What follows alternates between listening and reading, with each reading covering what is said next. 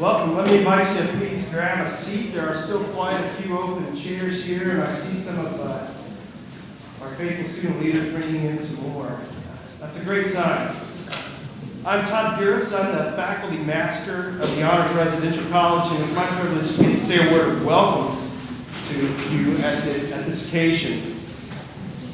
We have a great panel discussion in store for you on faith in the arts, and it's a real privilege for this institution, the HRC, to host it.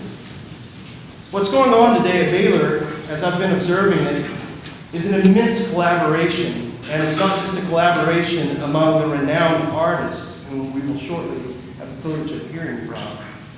Though I understand a collaboration among artists of this sort is quite rare indeed. But this is also a collaboration among many institutions and arms of a giant bureaucracy, this great university. And I can tell you that that sort of collaboration is even rarer still.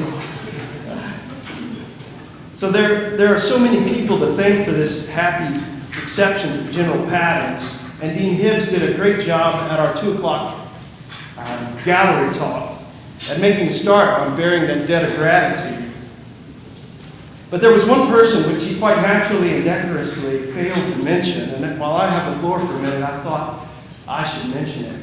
Dean Hibbs himself is owed an enormous debt of gratitude for pulling this thing off. There are folks involved from the Martin Museum, the Department of Art, the School of Music, the Honors College, the Provost's office, and all of that is thanks to Dean Hibbs' central motivating energy. And so I know I speak for many today. Dean Hibbs, where are you when I say thanks for working this magic?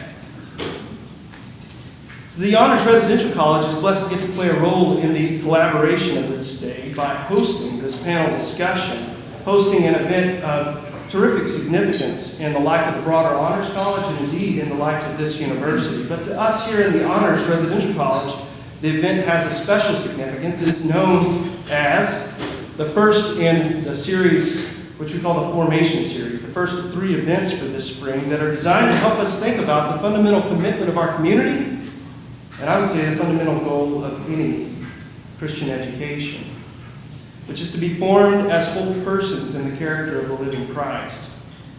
So to the HRC students who have gathered here today, I want to issue a special word of welcome, and I want to remind you that formation is our goal. I remind you of this every chance I get. Formation is our goal because being smart is not good enough. Being knowledgeable is not good enough. Being learned is not good enough. Our goal as Christians, intellectuals, must always be higher, must be to be transformed by the renewing of our minds. And I know that you students will hear today a great deal that will enrich your understanding of this goal and hopefully that spurs you on in the process of transformation that's taking place in your life. And I'm especially grateful for that fact. And I'm also grateful to be able to hand the floor over to a colleague who is, shall we say, uniquely qualified to moderate a panel of such distinguished artists discussing such heady topics as faith in the arts. A man who in the Honors College community needs no introduction, to Dr. David Jeffrey.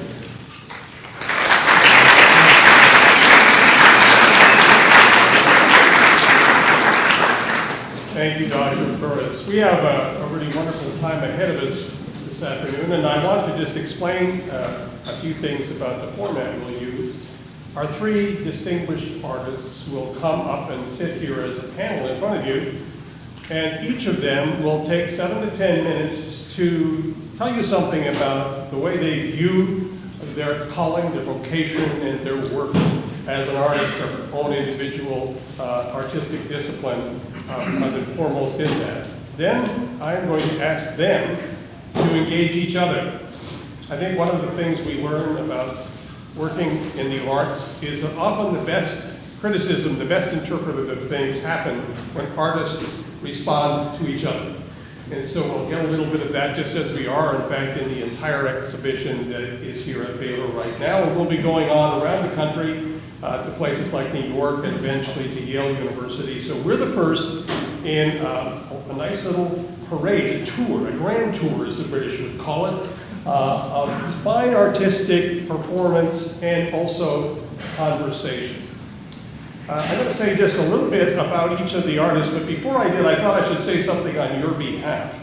And something I want to say on your behalf as people who made it all the way across campus from wherever you came is coming actually from the poet's work that we are celebrating. Listen, if you will, to these words from Little Giddy. Midwinter spring is its own season.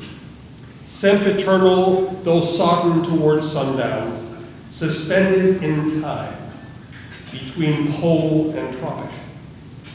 When the short day is brightest, with frost and fire, the brief sun plains the ice on ponds and ditches, in windless cold that is the heart's heat, reflecting in a watery mirror a glare that is blindness in the early afternoon. If that doesn't depress you, you haven't had enough of this weather in Texas at this time of year, which is just like he is describing. Our three speakers, I'm going to ask them to come up and sit, please, here at the panel, are, first of all, Christopher Theofanidis, or Nidis. Do you say Nidis? Yeah. Nidis, okay, great. And he is, at Yale University, he is a composer. He has been the winner of many distinguished awards for his composition. He has, in fact, performed all over the world. And I just want to say a couple of things about that because he did not get introduced at length in the gallery this afternoon. He has been at the London Symphony, the New York Philharmonic, the Philadelphia Orchestra, the Moscow Soloists, the National, Atlanta, Baltimore, St. Louis, and Detroit Symphonies with his work, and many others. He's also served as Composer of the Year for the Pittsburgh Symphony during their 2006-2007 season, for which he wrote a violin concerto for Sarah Chan. Makoto Fujimura is, of course, very well known to those of us who study the arts and painting in particular. He's been here on campus before. His work is quite spectacular. And it has been featured in galleries, as Dean Hibbs was saying, all over the place, not just in this country, but in others. And so also is the case for Bruce Herman. Bruce Herman studied at Boston University, took 2 degrees there, and was immediately almost recognized as an artist of great promise. His work, as he said, has been visited by fire. And Fujimura's work has been visited by water. Both of them have suffered massive losses to their work through baptisms of water and of fire. And in that sense, they must have an intimate connection, not only to Eliot, but to that kind of experience of the entire body of Christ down through history, which is always being visited by such baptisms. So we welcome you. Please welcome our guests.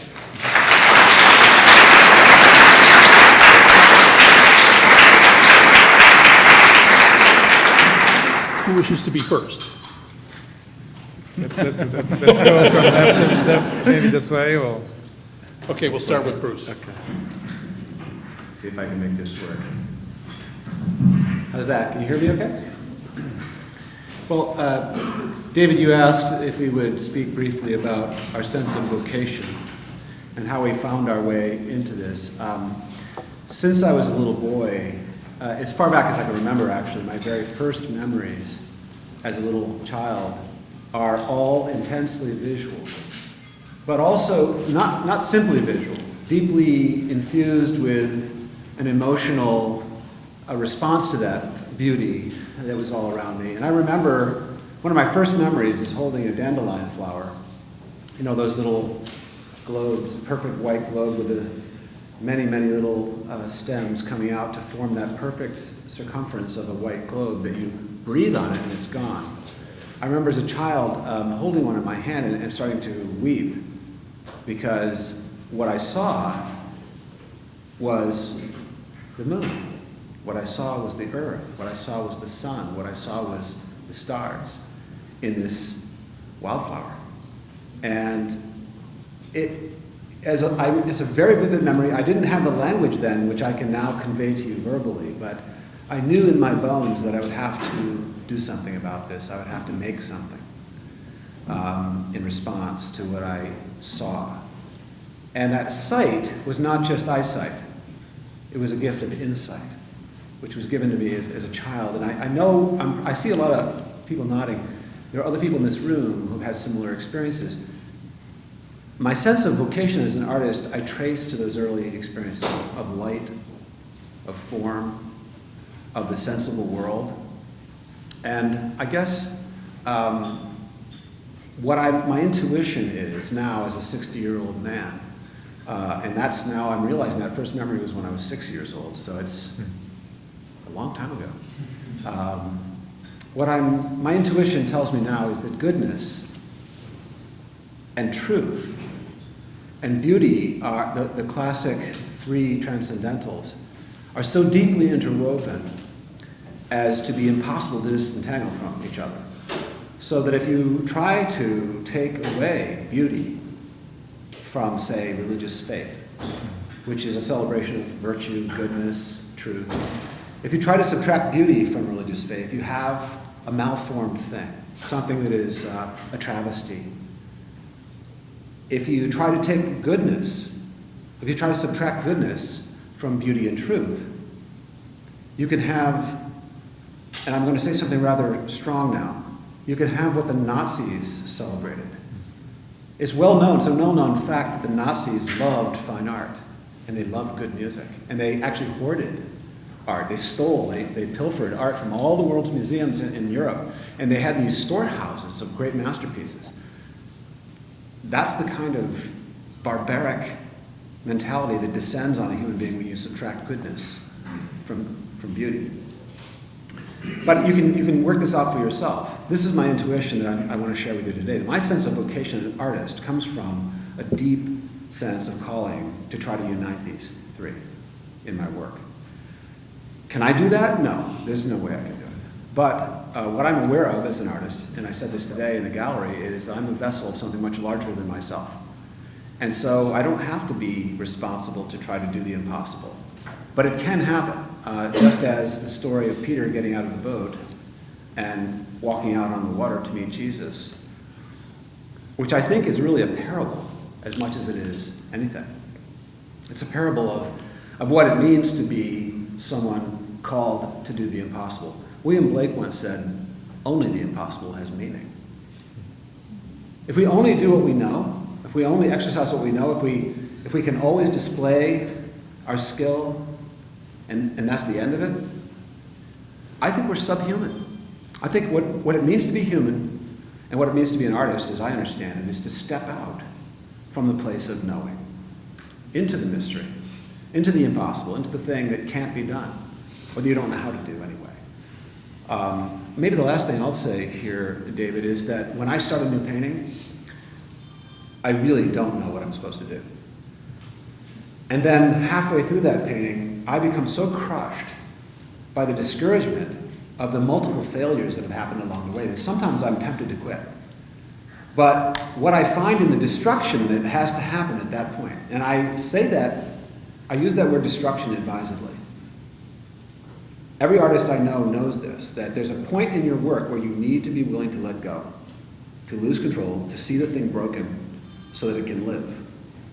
And I think that image that Christ gave us in the seed, he said, unless the seed falls to the ground and dies, it can't produce its fruit. Think about what happens to a seed for a moment. The swelling of a seed, it literally is shattered. The skin is ripped open so that the little shoot can come up. And that little shoot, which is so fragile, can break concrete. So that's an image I'd like to leave you with. I feel like that's what I'm called to do. I'm called to be that vulnerable thing that gets broken open in order that something new can come into being. Hans-Georg Gadamer, the great German philosopher, once said that every new work of art, authentically new work of art, recontextualizes the entire canon of great art that came before it. Eliot also echoes this in his famous essay, Tradition and the Individual Talent. But Gadamer said this very interesting thing, and I'll end with this. He said, a work of art, a genuine work of art, adds to being. It adds to the fullness of being, which is why we feel so outraged when we see a work of art destroyed or trashed. Because we know intuitively there's something new that's come into being. That's why I say it's impossible, because how can a human being add to being? How can we add anything to what God has made? But this is the mystery. We're invited to do just that, to be something new. Yeah, on there. Okay, thank you. Mako. Okay, I'm on and we're buzzing. So we may have to turn on the yeah.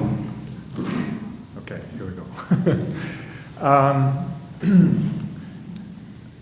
For those of you at the gallery, I spoke a little bit about Bruce's generosity to include my father, who is right here. My father is one of the leading acoustics and phonetics researchers. He was at Tokyo University.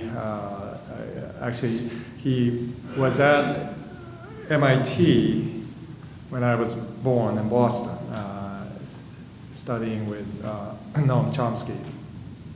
I thought he was studying under him, but it turns out he was studying with him. And it's quite amazing that he was at the forefront of linguistics, acoustics research. And I talk about him because this whole thing, this whole collaboration is largely part due to the fact that he instilled in me this sense of knowing that is bigger than knowledge. That as a scientist, his task was to peer into the mysteries and look for truth. And he has faithfully done that, sometimes to his demise, because you may not realize, even as a scientist, to seek after the truth is very difficult. In a fragmented time when even most of the universities, departments do not speak to one another or even competing against each other. Same things happening in scientific fields. Oftentimes there's little collaboration today. But to my father, that would have been completely unthinkable, because he was a man who would be at Bell Labs and come home and bring out his viola and start the quartet, that the fellow scientist group that was formed at Bell Labs, and then on Saturdays he'll be building something crazy in the garage. So that I can have a magazine rack. This is my father, and so I think if he was present today, he would have been very happy to see these barriers being broken across fields, and having theology and philosophy. Although he's not a Christian, he understands the values of these things. I say all that because the ontology of who I am, the place of my vocation, comes from that environment where I grew up seeing new things being discovered and people who were devoted to that. I'm grateful for that, because many people who have the artistic inclinations are not blessed with parents who support that. They want you to be a doctor or lawyer, especially if you're Asian. So I'm blessed to have two parents. My mother is an educator who wanted me to be an artist, and my father even said, when I told him after college that I'm going to try to make it as an artist, he said, "Oh, well, that's what I wanted to become." So, the sense of vocation is mixed with that reality of finding these experiential moments like what Bruce was describing, where you see things that other people don't see. You have the sensibilities and ability to express that onto a piece of paper. There's magic in that moment, and you recognize that, but you also realize very quickly that you missed it, because what you assume to be true about the universe, your experiential grid is not aligned with people around you. So they wonder what you're doing and why you spend time looking at something, and those things can become a difficult challenge for some, but in my case, I think I was encouraged to do that, and so I would not be here without him. And part of vocation is also this reality that we have to make a living at it. If you're called to do something, and I always felt that it's strange that artists and musicians and writers who feel called to do this, and I would use that word even before I identify myself as a Christian, that we are called into this vocation, that there's no sustainable way to do this.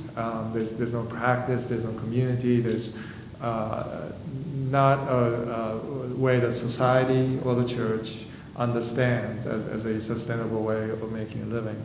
So we have to become entrepreneurs, and we have to kind of come up with our own methods of madness and try to make this work, to feed our family.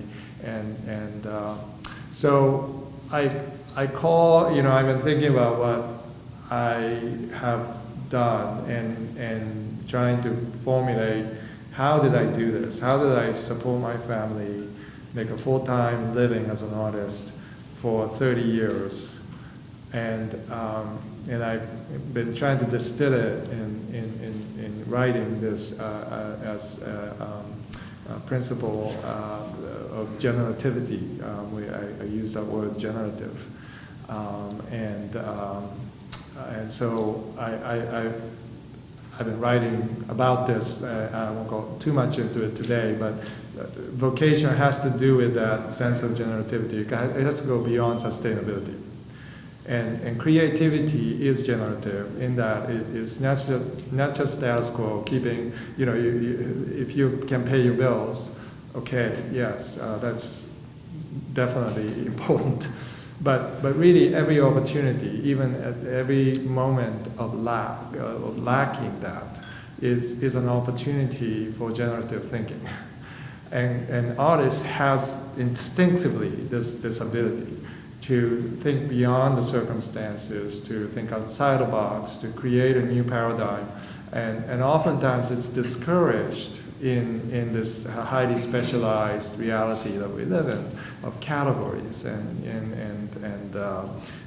classifications of who you are and by what you do. And oftentimes you can't go beyond that. So this principle of generativity deals with this openness, and I can talk about that forever, so I'm going to stop right there. But I would say one thing. I was about to speak at a conference, my own conference at the International Arts Movement in New York, and I was to speak on generativity and generative thinking, and my father was with us. And I was walking to the stage, and my father was walking alongside of me, and he asked me, what are you going to talk about? And I said, I'm going to talk about generativity. And he said, that's interesting, because that was my thesis. And I said, what? And he said, Noam Chomsky came up with this term, generative principles of language. Really? You mean it's not my idea? somehow kind of, osmosis, came in, and because he's never talked about this, and as I'm literally walking to the stage, I'm thinking, oh my goodness, this is so humbling, for one thing, but it's so great because that's what we're dealing with. This is not about us. It's not, and we can do our part, but it's about something else that's taking place, I believe, in the universe that is opening up some possibility beyond the rational limits of what we can determine, what we can see, what we can control.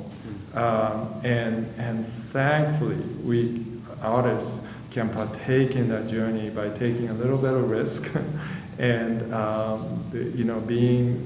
throwing ourselves with passion into opportunities like this. And I'm grateful for Bruce and Chris to partake on this crazy journey, as well as Baylor for putting this on.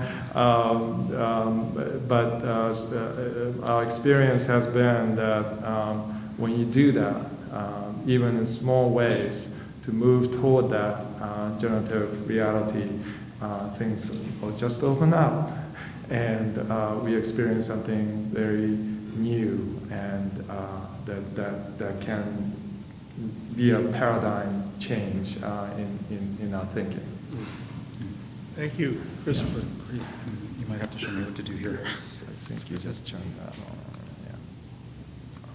Yeah. Oh, Oh, they I used to turned it be off. Okay. Oh, I don't know. Why is it red? I don't know. Can you hear me? No. No. Well, let me give you mine. Swap. No. Oh, this one's low battery too. Let me have that one. I'll see if I can. Hi, everyone. It's really nice to be here and really great to be, in the last 48 hours or so, I think all of us have kind of been blown away by the conversations we've had with students and faculty members and members of the community. It's been really, I have to say, a tremendous 48 hours of time. And yesterday I spent time with the musicians, 4 different rehearsals. You've got a phenomenal orchestra here, a phenomenal wind ensemble, and your faculty group that's going to play the piece that my contribution to this event is really spectacular. So I just wanted to say that publicly. I couldn't agree more with what Bruce and Mako have said already about the kind of motivations for doing what we do as artists. There's no question that when one of the great joys is the transformation, as it is in life, kind of towards adulthood, when you really feel your wings kind of lifting and your purpose lifting. And I feel like there's that moment as an artist that you reach, and it has to do with the awakening of being generative, kind of a purveyor of energy and mover of energy and understanding. And that happens exponentially when you have other people, other partners who are involved in that process and not just hermetically by yourself. We all do that in reading, we all do that in some engagement with our day-to-day life, but actually to have people from different disciplines interacting really create that. I was so struck today when, and really moved to hear both Bruce and Mako reading their excerpts that they read today. How many of you were at the gallery, just out of curiosity? I think, a few, third of you or so. They read extracts from the 4 quartets, which were personal to them, and you could feel that they were personal to them. And the thing that struck me was something, and it brought to mind something, which is there's a composer named Gunther Schuller, who's also a conductor. And he has many interests, but one of them was he wrote a book on conducting where he looked at a lot of the standard repertory of many conductors, and he marked their tempos, the speeds at which they conducted passages from the same works. And took about 30 different conductors and showed in Beethoven 5 what they do with the first movement in terms of the pacing of it, how long it is. This conductor has, this movement is 2 minutes longer than this other conductor. It's, whatever it happens to be. And yet all of those conductors are kind of universally recognized as people who have really interpreted this music well. Yeah. The point being is that we all, you anybody who's a creative artist, who's a thinking person, feel time really differently, and they feel experience really differently. And I was struck today when you guys were reading, Bruce read things with a wonderful degree of emphasis in certain things where you really felt the true meaning of these kind of phrases, and when you're reading it linearly on a page, you can momentarily lose a sense of hierarchy because it's one thing yes, one thing no, one thing yes, one thing no. And it's a wonderful kind of disorienting visual experience reading the Eliot. But when you hear it, and you hear it in a personalized voice, you hear people's feeling of that thing. And in Mako's reading, with a wonderful sense of silence and space to consider what you were actually hearing. And for me, actually, to go to the question of why and how you end up doing what you do, as a musician, music is time. That's really what it is. It's the quality of time. You can have an 8-minute piece be some of the richest moments of your life, and it's 8 minutes long. What does that mean exactly? It doesn't. It almost defies gravity. And I find myself really constantly asking myself questions about time. A lot of it for me personally comes from a sense of harmony. Harmony is a very personal thing. We don't think of it. It's the subconscious of time in music. Okay, so somebody who lingers in a certain bright sonority, you feel time in a certain way. Okay, a dark sonority, you feel time in a different way. A sense of change of harmony, of background sonority, you feel time in a different way. And all those things permeate the arts and experience, of course. Your happiest moments, what are they? Maybe they're a moment of realization, a moment of laughter that feels longer. And in kind of reacting to the Eliot, which, both Bruce and Mako came to and have lived with his poetry for a long time. When I was in high school or early college, I read Burnt Norton. It was my only memory of the 4 quartets up until this project. And I was completely in the deep end for a long time. I mean, I had very little sense of orientation about the work. But the more you live with it, the more space you give it, and it's like art. I mean, it settles into your psyche in a way. And the issues that I feel important in time, the quality of time, are really permeating this work, and I think are in all three of our works. One of the things being this relationship to the grid. We've all talked about this. So in Bruce and Mako's work, for example, you literally see various states, if you look carefully, of a kind of grid background, literally squares, subsets of something that's kind of barely there, but relates to a sense of time and space and orientation. In music, we have this thing, a pulse, right? It's very arbitrary. Pulse meaning time, Why? Why is the second hand creating a sense of time for us? It doesn't make sense, actually. It's a way to kind of partition time. And so in this work, for instance, one of the things that I was very interested in doing, in kind of taking off of the Eliot and sense of time, is that sense of losing that sense of arbitrary partition and getting to something which is actually more eternal. And for me, live, and maybe in that moment that you were talking about, in between the waves as being full, and kind of that appealed to me very, very much. So maybe that's a kind of opening statement, but... That's wonderful. Well, there are a lot of common threads here, and I think it might be fun to take some of them up. Let me just suggest, as you go to work on each other a little bit and comment on each other, that here are some of the things that strike me as really interesting to an audience like this, of people who study art in the context of Christian tradition and study it in the context of a culture which is interdisciplinary inside the university. So Bruce talked about transcendentals. He also talked about the relationship of the old and the new. And then Mako came right on and started talking about his father. Mako, the experimental artist, for whom his father is a huge influence, clearly. And this binds him to the past. And when we're talking about vocation here, one of the questions that comes up is, who are we as unique beings as artists? And what is the relationship of that to what our parents or our communities are as part of that matrix out of which we work? Would you like to start with that one with each other just a little bit, and I've got some other thoughts. Well, one thing I wonder what you guys are thinking about this. a formative influence for my thinking about how we arrive at a work of art is the work of a Jewish thinker, Martin Buber, who famously at the age of 26 wrote a book called I and Thou, which has probably had more impact on Christian theology than any other single volume other than the Bible. I mean, that's a bold statement on my part, but you can find him in Hans Urs von Balthasar, you can find him in Barth, you can find him in Tillich, you can find him, you name it. Yeah.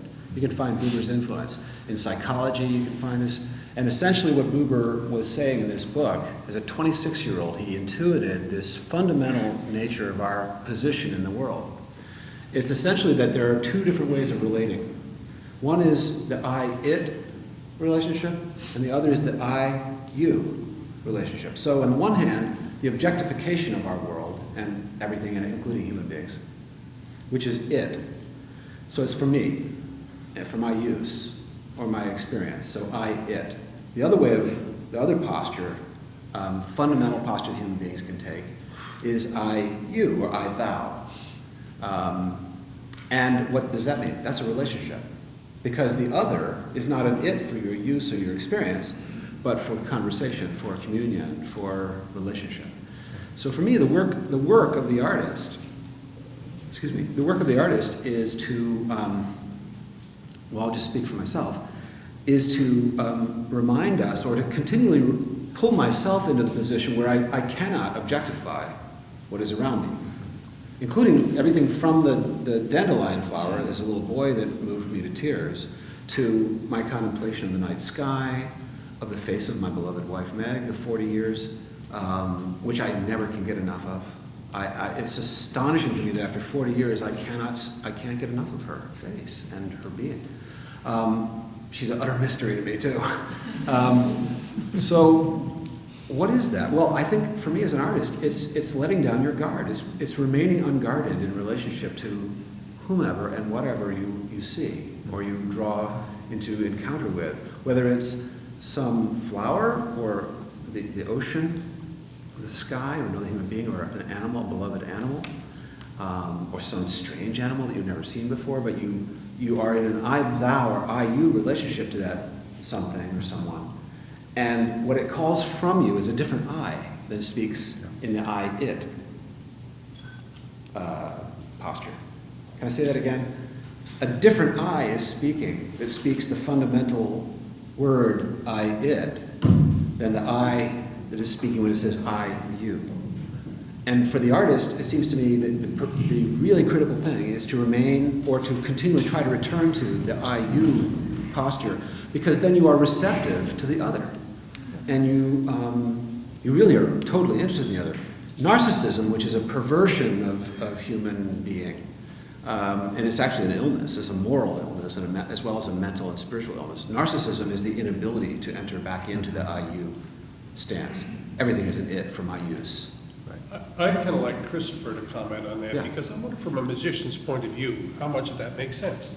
Oh, And in what way does it make sense? That's the best maybe. yeah. Well, I mean, in a way, the depth of music is that you ultimately lose yourself in the collaborative, unified energy that you're creating and that you're a part of, because you're really a small part, and you realize that quite quickly when you're playing. The wonderful orchestra players who are here today in the group know that. I mean, the greatest feeling you have is when you're part of something bigger than yourself in that environment. So that's lesson number one for a musician. So in that sense, that's exactly right. The other thing is that the I-you relationship, and I responded very much to your dandelion awareness. We should all have a dandelion awareness day. In the sense that, in a way, what you're talking about, there's a great line of the poet Rumi that says, "What is love? Gratitude." Which I really, and for me, that's the I-you relationship also. You're really grateful for being able to marvel at this thing that's so beautiful. In the other person, in the other thing. So, One of the things that occurs to me is that, T.S. Eliot would not be the poet that one would go to look for I-thou relationships being a rich and fulfilling part of his life. Much of what he writes about and speaks of in his private memoir as well as in his essays comes out of what appears to be a deep loneliness. So Mako, why? Yeah, and yeah, for QU4RTETS Yeah. is a poem that you go to for I and thou Yes. example. And this is perplexing to many people, including his friends who are, the Bertrand Russells and James Joyce of the world. The problem with the poem is yes, it is distinctively Christian in its voice, but I think it's even more so threatening to the modern mind is that the poem does more than what a poem is supposed to do, and it brings you into the this different category of relational aesthetic, so in some ways, QU4RTETS, even among Eliot's work, is very unique because it pushes us, and in a sense, what Chris was talking about our readings. I have experienced this many times with that particular poem. People, how they read it is extraordinarily different, and depending on who it is, and it's deeply personal to each person, and that's very unique for poetry reading, I think, and I think Eliot was intentional in that. He created a generative grid in which many of us can bring something personal into that, and that it gets amplified in the words. So I think there's a relational, maybe Eliot was at a point where he was willing to be vulnerable to that. And he expressed something that, because of the despair that he was feeling, and perhaps out of loneliness, he entered into this, what he keeps talking about is letting himself go, and this sanctification of a person from a person that is filled with angst and despair and hopelessness and loneliness and exiled reality to someone who felt loved, who felt upheld, who felt there was a relationship that was sustaining him. And that's an interesting discovery, especially for 20th century art. Does anybody want to comment on that? I have a question coming out of it, unless you... Go ahead. Here's the question coming out of it. When you read Eliot, you cannot help but notice the dialectic of old and new in Eliot. It's profound, it's deep. He reads Sanskrit, and he reads contemporary material, newspapers, articles, essays, Kierkegaard, anything that he can lay his hands on. And he brings these things together in his own mind and work as a kind of tapestry, right? Yeah. Now, here's what I'd like you folks to comment on, because I know that already that each of you does some of this. And so I'm interested in, the verse in Matthew 13:52, I think it is, where Jesus says at the end of a discussion about art, this is the one where he gives the seminar on parables to the disciples. You remember that one? And here's what he says: every scribe fitted for the kingdom brings out of his treasure things both new and old. Mm-hmm. Right? And of course, he's speaking there about the work of those who teach, but he himself is doing this as, I think, maybe the supreme poet of his time, right? And he has been doing that in his work. And in Eliot, we see this dialectic of old and new. Is it possible that, in fact, the dialectic of old and new is necessary to doing the kind of Christian art that you people appear to aspire to? Well, can I say quickly on the heels of the thing you just said, I don't think there is such a thing as Christian art. Good, okay. I really don't. I think there's only art. Okay. Right. We all agree. But I think there are Christians who are practitioners of art.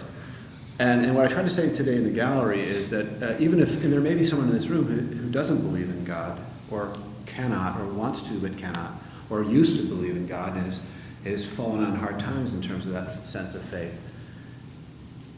I don't believe that that person who is, quote unquote, godless is in fact godless. Right, of course. And I think that one of the things that art can do, and by art I mean music, poetry, painting, film,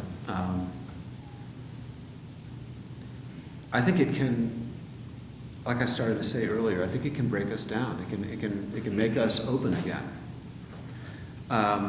Open to what and to whom? Well, to being. And what is being other than God?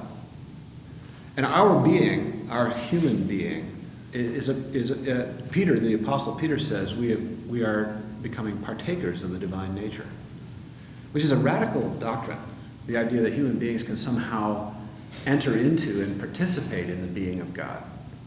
I think what art can do is it can help weaken the hardening, the wall that we build against being, against God, because of whatever's happened to us. Maybe it's some terrible experience with our parents, or with someone who's wounded us deeply, or some loss, some irretrievable loss that we've undergone. I think Eliot, I just want to respond to your thing about Eliot's loneliness and his seeming misanthropic qualities. And some people have accused him of anti-Semitism, which I think is false, by the way. Yeah. He came right out and said so, that he really, I think artists are wounded healers. Yes. At our best, we are wounded healers. We're broken. We're missing pieces.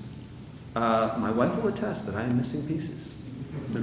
Actually, the truth is, when I met Meg, I was barely human. I was a wild man. I was a feral child. She turned me into a civilized man, partly by requiring that I relate to her, because I was frozen in this kind of isolated, loner craziness. I think some artists find themselves falling into. I don't know what it is that brings us in. Eliot was certainly a problem child. Yeah. He was an awkward child. All the way through his life. But what an incredible work of beauty he's given us. And I don't want to use too cliched an image here, but I think it's fitting. The grain of sand that is the irritant in the oyster creates the pearl.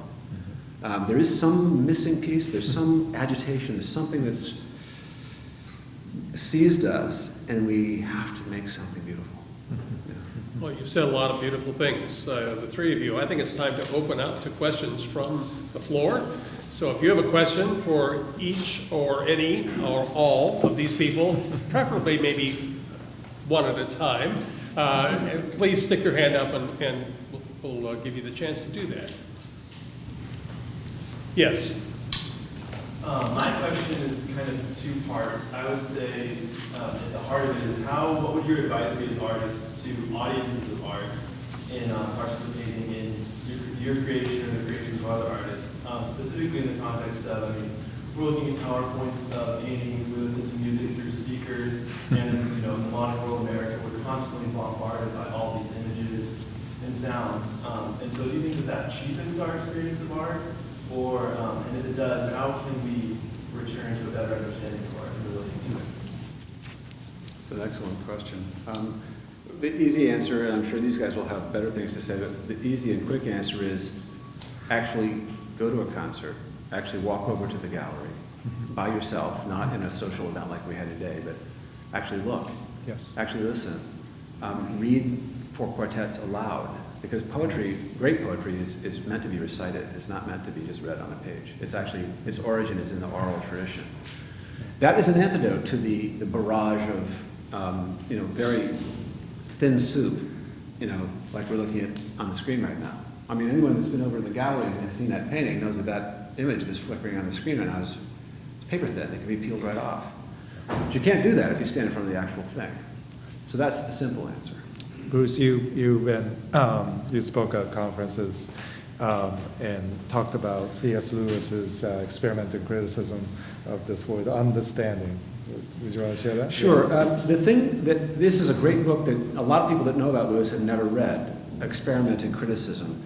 Essentially, this book is a work of literary criticism, but he starts the book with this idea that there are two kinds of readers. Readers who only read to get what is already familiar to them, and so that they can be satisfied and move on. And typically that kind of reader wants to turn the page rather quickly, isn't really willing to stay with the book, and is not particularly receptive to the book itself, more interested in being reminded of the things that they already treasure. There's a second kind of reader that Lewis has dedicated that book to and is actually arguing in favor of and trying to persuade us to become, and that is a reader who lets down her guard and is receptive and stands under the text and therefore can reach understanding, a kind of humility of receptivity and a submissiveness to the text. But he's very quick to add, this is a very dangerous place to be. This is not a safe thing to do, to let down your guard. You might be changed. In fact, you may never be the same. And I'll just share a quote with you that you might find very intriguing by a 12th century mystic who founded a school in Paris, Hugh of St. Victor. In his defense of the liberal arts, the Didascalicon, he says, "He is weak for whom his native land is sweet. He is strong for whom every land is as a fatherland or a motherland. He is perfect for whom the whole world is as a place of exile." And what he was saying there is that when you study the liberal arts, when you study history, literature, art, music, you are changed. You can't go home. You're no longer satisfied with your sweet homeland, your narrow definitions and your narrow identity. And you become stronger, actually, by beginning to identify with others so that anywhere can be a homeland. But actually, you become perfected when the whole world is as a place of exile. You become like Christ, actually. No place to lay your head. And that's the ultimate fruit of that submissive kind of reading that Lewis is arguing for in that book, Experiment and Criticism. So if you want to understand something, whether it be music, art, or poetry, you can't stand over it. Yeah. You have to stand under it. Yeah. That's a principle that I talk about when I'm asked similar questions. And I try to practice it myself. It's very hard. Very hard, because we are very ideologically driven, and Bruce talks about this lust for certainty that especially Christians struggle with.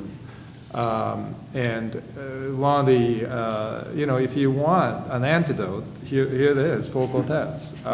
You can't not find certainty in this poem, and yet because you cannot, you are sustained. You find this generative reality that forces you to be transformed, and so it's a paradox.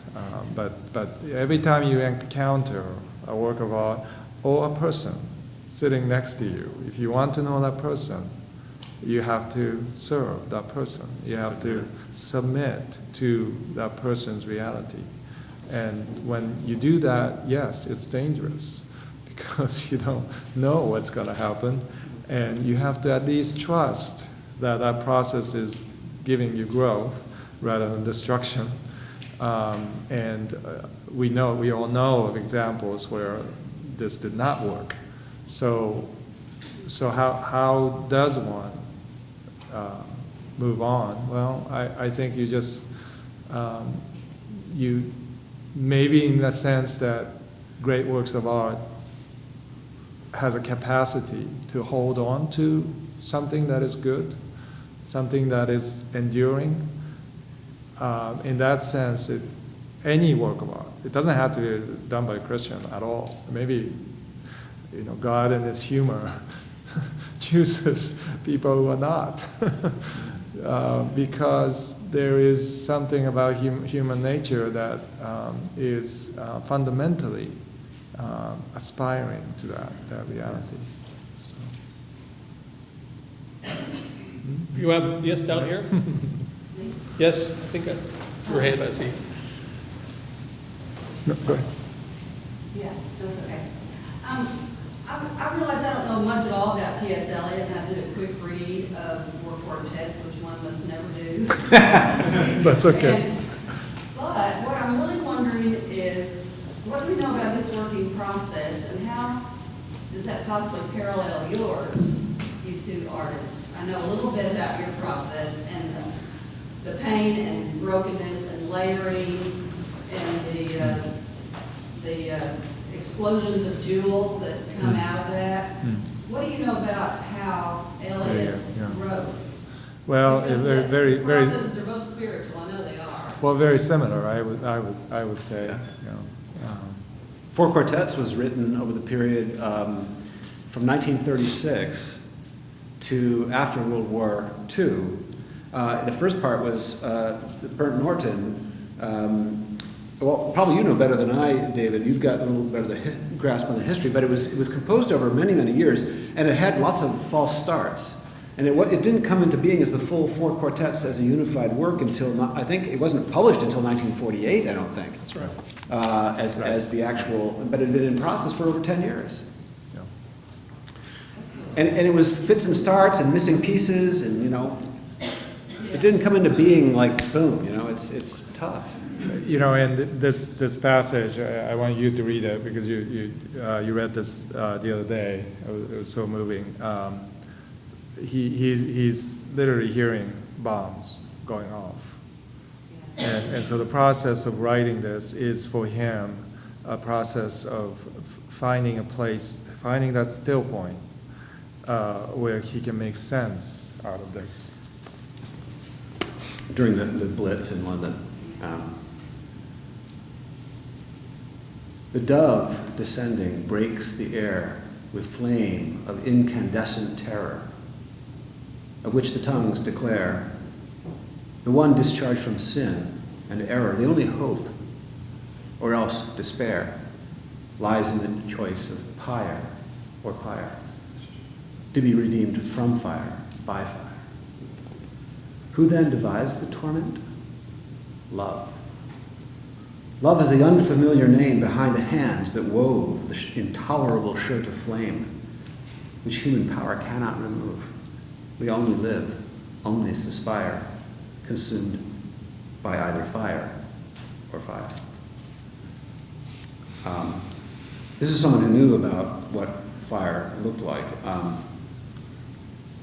when it's all consuming, but there's a choice here between a destructive fire and a redeeming fire, a fire that is a refining fire. Yeah. Good. Another question. Yes.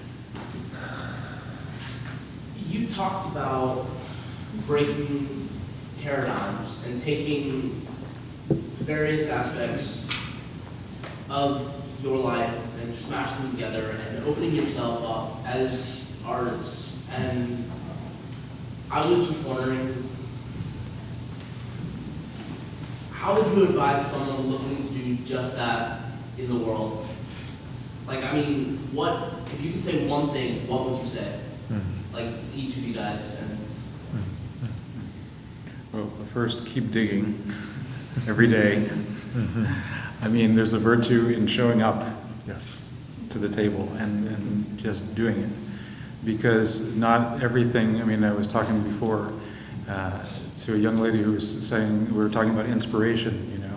And when I think about the inspiration in the process of like what I do and what, I'm not sure how you guys relate to this, but there's a period in the front part of it where the spark is, that's what I consider like the inspirational moment. And then there are awakenings during the process, of course, but you have to keep the ball in play. I mean, you just have to keep doing it, and from that you create a field from which these things can happen, you know. So that's number one. And then secondly, the difficult thing is to block out the world. I mean, basically what you need to be an artist. My dad used to say, there's not so many philosophers in the world today because they don't have the time to think. You know, just push it away as much as you can. It's an impossible task, of course, but and give yourself some space to consider and to feel and to understand. You know, that's the first thing. And then the third thing, and it goes back to this gentleman's point earlier. You know, don't think along party lines. I mean, I don't think any of us think of you know, sometimes people call me a neo-romantic or a melodist or something like that. I could care less about those names. I really don't care. I don't, because basically what I'm doing is I'm engaging what my ambition is for what I'm trying to do. And you know, even the people who are more, quote, avant-garde or something like that, I really doubt that they're thinking of themselves in those terms, or if they are, they're probably 14 or something. Well said. Sure. Yeah. Do we have another question? But if I could just add Yes, to of that, course, yeah. you know, we have to find a community in which your direction in your creative journey is affirmed. I was fortunate to have that at home and continue to have that. But I realized very, middle school that this wasn't normal, that, I could just go home and paint or, play music or write or, the world is a place, a very cold place. And if my creative side that sees a dandelion sacred, that's not normal. My friends don't see it that way. And so you slowly begin to accommodate and lose that. Everybody's an artist until third grade. Right. Right? And somebody tells you you're not, and you believe it, and you move past it. You live in this gray world of utilitarian pragmatism.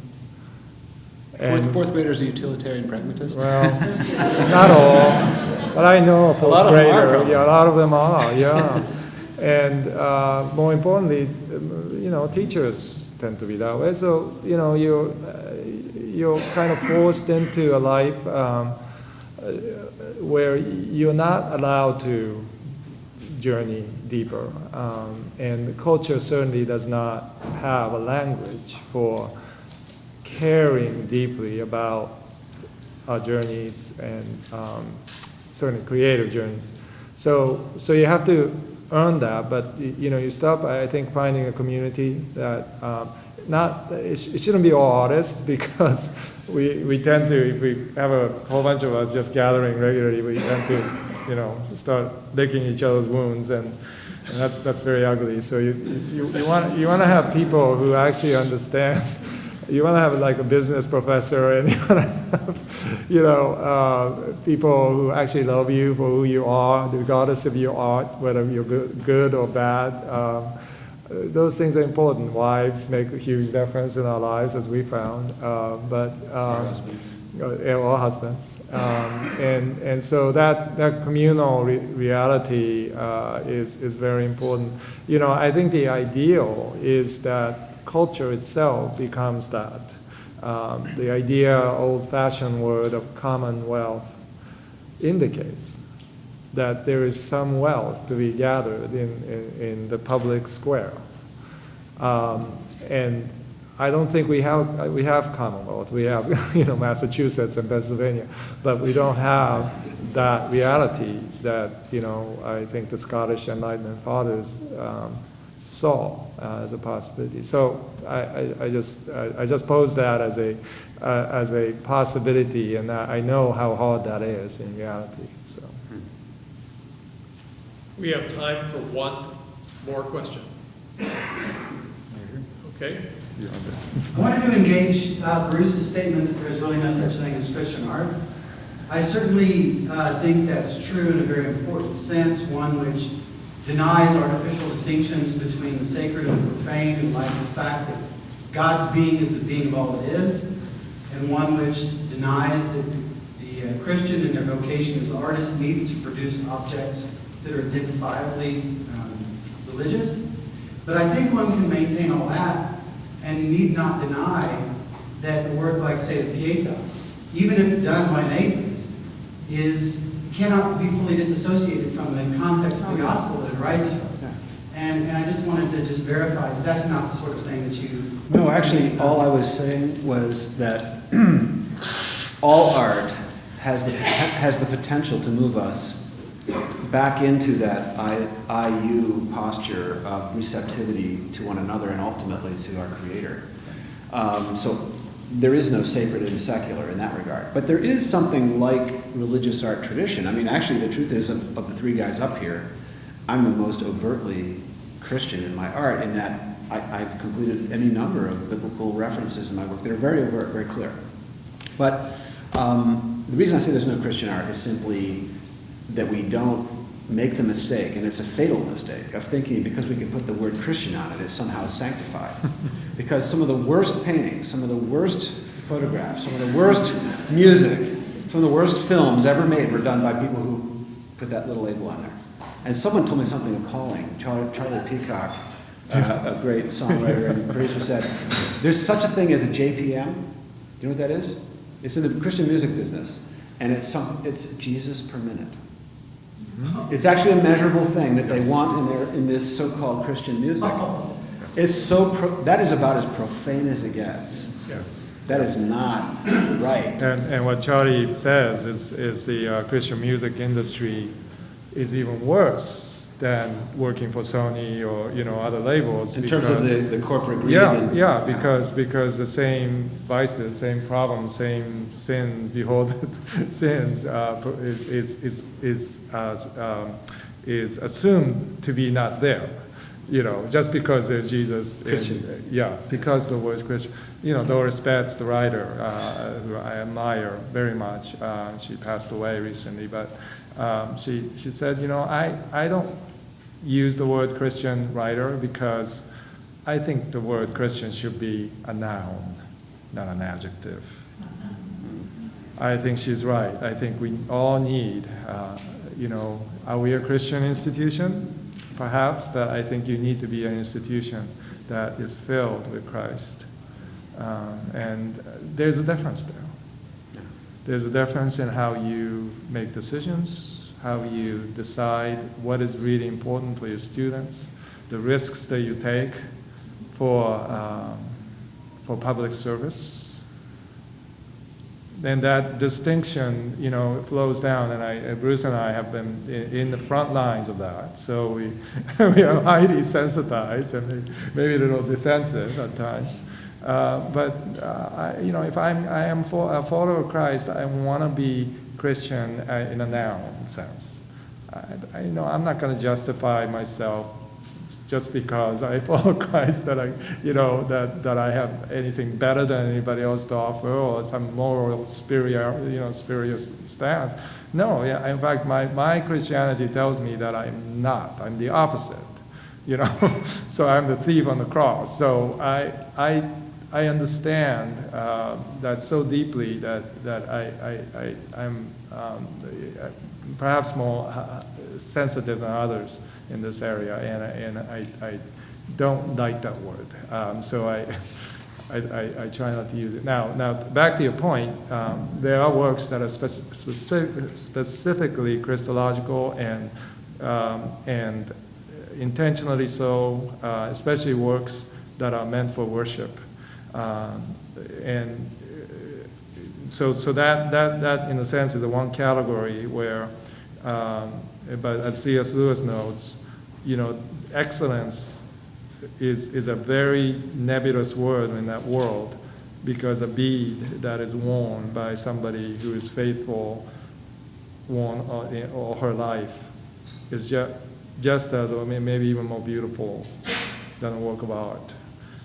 So, as far as we are concerned, in our direction, in our calling, as vocation, as artists, we are trying to find a way to reach the highest level of excellence, but have the humility of that surface, of that bead, and so it's a funny mix, and I can see why people would get confused. But every time we speak, we seem to be speaking about these things. So that's our defense. Chris, we'll give you the last word. Oh, boy, that's a lot of pressure.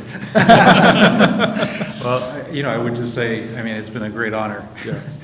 And this is so exciting to have the first incarnation of this event. And I'm so glad to have it here among you guys, and also to see what happens in our own conversations, and hopefully in your continued conversations. Maybe you'll go back and read or listen to T.S. Eliot actually reading his own work some point and react to it in some way that engages you and brings you to a different place. Amen. Our distinguished panelists go from here to Duke, and then to New York City, and then to Yale University, and And our distinguished composer goes to Carnegie Hall with the composition that you shall hear tonight.